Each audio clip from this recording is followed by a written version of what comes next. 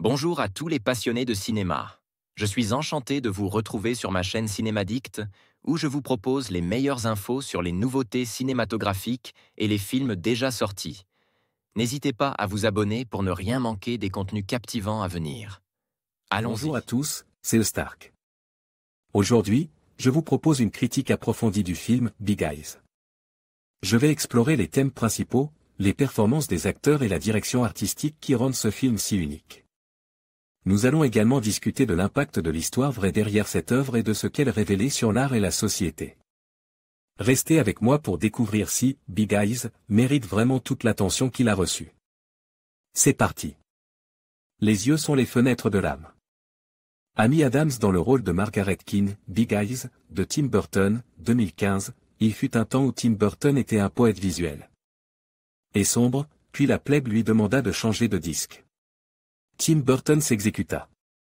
Ce que l'on reproche à Tim Burton depuis quelques années, c'est d'être répétitif et sans inspiration. Pourtant lorsque l'on y regarde bien, on s'aperçoit que le réalisateur devient seulement plus subtil dans sa manière de narrer ses histoires. Adepte des sous-textes, il nous a offert le formidable « Charlie et la chocolaterie », véritable métaphore du danger de la pédophilie. Avec le rapport du prédateur et sa proie innocente. Il averse dans la fable contemporaine avec « Big Fish », magnifique histoire de vie romanesque. Il est aussi revenu à ses premiers amours, les monstres et le macabre, avec ses poignantes « Noces funèbres » et son « Frankenweenie ». Entre-temps c'est vrai, il n'est pas resté à l'abri de quelques passages à vide, comme en témoigne le sympathique mais sans grande ambition, Dark Shadow, ou bien Sweeney Todd. Mais qu'on se le dise, si son Big Eyes n'est pas parfait, il n'en demeure pas moins très intéressant. Le plus drôle dans tout cela c'est qu'il s'agit d'un film de commande, et c'est précisément celui-ci qui pourrait bien venir redorer le blason du réalisateur. Big Eyes est un film qui demeure sans ambition ni réel discours prédominant, mais il est aussi et surtout une magnifique déclaration d'amour à l'univers de l'art, et aux artistes en général, à leur foi indéfectibles en leurs diverses créations, ainsi qu'à la force des œuvres et ce qu'elles transmettent.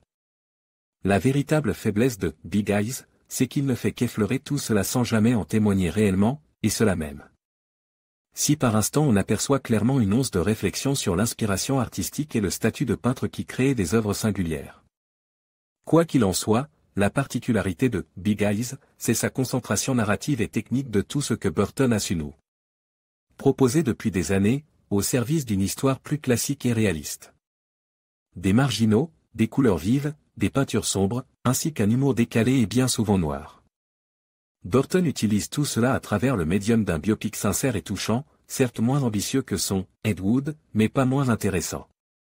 Danny Elfman à la musique, Amy Adams et Christoph Waltz devant la caméra, une histoire d'arnaque, des enfants étranges sur des toiles mystérieuses, une imposture, mais pas de poésie.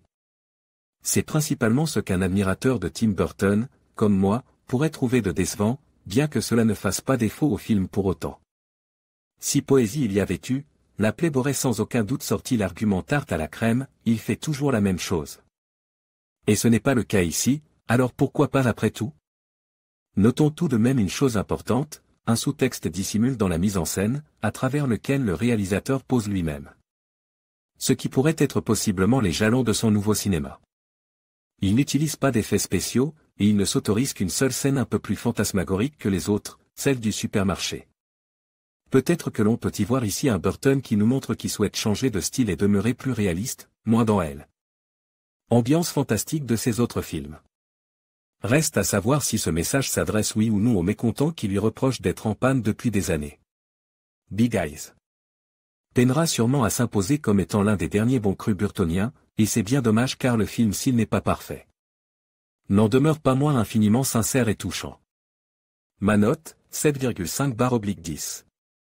En conclusion, la critique de Big Eyes, par Stark met en lumière les thèmes complexes de l'art, de l'identité et de la manipulation.